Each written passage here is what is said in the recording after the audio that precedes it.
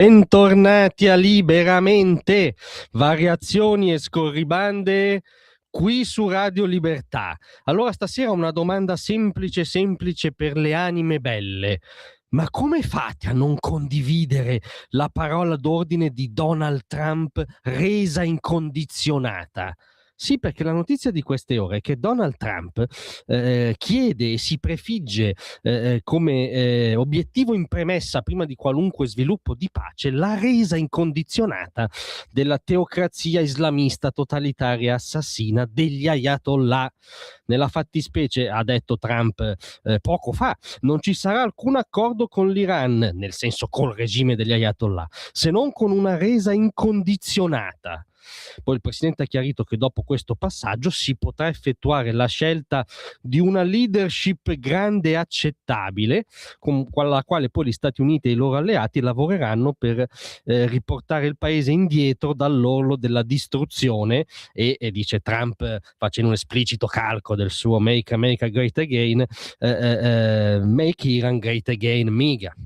Cosa vuol dire Trump? Vuol dire che non è escluso neanche diciamo uno schema Venezuela, cioè che qualche quadro iraniano, preso atto dell'insostenibilità della guerra contro la macchina bellica israelo-americana, accetti un mutamento integrale di quadro. Bene, anche questo rientra nel novero delle opzioni che l'amministrazione americana tiene aperta, ma la precondizione è la resa incondizionata del totalitarismo sciita dei tagliagole coranici che Trump oggi chiede espressamente.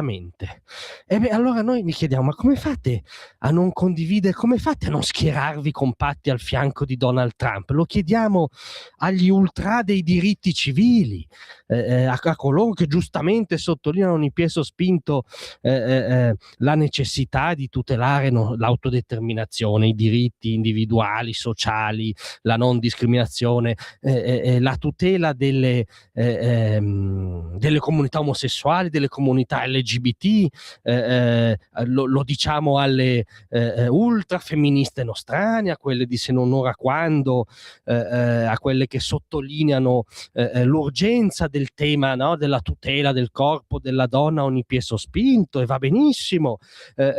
Lo chiediamo a tutti coloro che si definiscono progressisti e che si inquietano, no, per ogni affermazione sul continente europeo delle destre oscurantiste, no?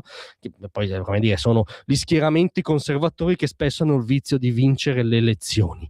Ma se siete allarmati da costoro, beh, ma a maggior ragione voi dovreste essere allarmati dagli ayatollah iraniani, cioè da un club di galantuomini che dal 1979 teorizza e pratica la dittatura islamista all'interno, con tutto il campionario che oggi forse è il caso di riassumere di fronte a Trump che chiede la resa incondizionata, perché Trump chiede la resa incondizionata di una dittatura che perseguita, arresta, tortura, sfracella il cranio alle donne che non si comportano e non si vestono secondo i dettami della Sharia, perseguita, arresta, tortura, impicca in pubblico gli omosessuali perché colpevoli di essere tali, quindi segnati da una colpa originaria proprio.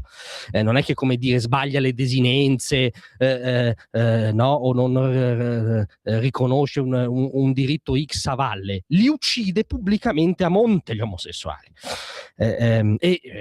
Altresì questa dittatura islamista teorizza e pratica l'esportazione della rivoluzione appunto islamista in un'ottica apocalittica all'esterno, con l'alimentazione del terrorismo, con i suoi proxy, no? Hamas, Hezbollah. Non c'è bisogno di riassumere come se la passano donne, omosessuali, LGBT sotto il tallone di questi altri galantuomini che sono gli sgherri degli ayatollah.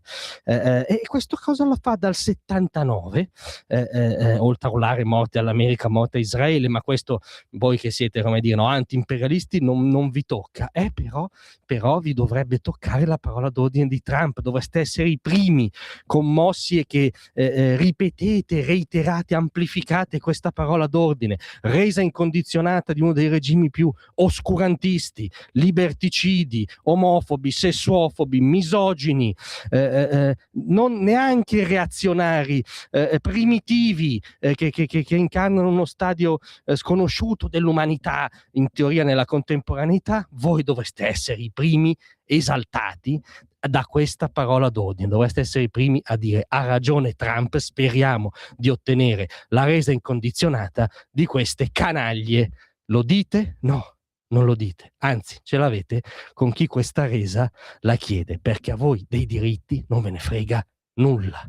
Voi fate, al caldo delle libertà occidentali, garantiti dalla forza tecnico-militare occidentale, che è anzitutto americana, fate sempre, solo ed esclusivamente ideologia.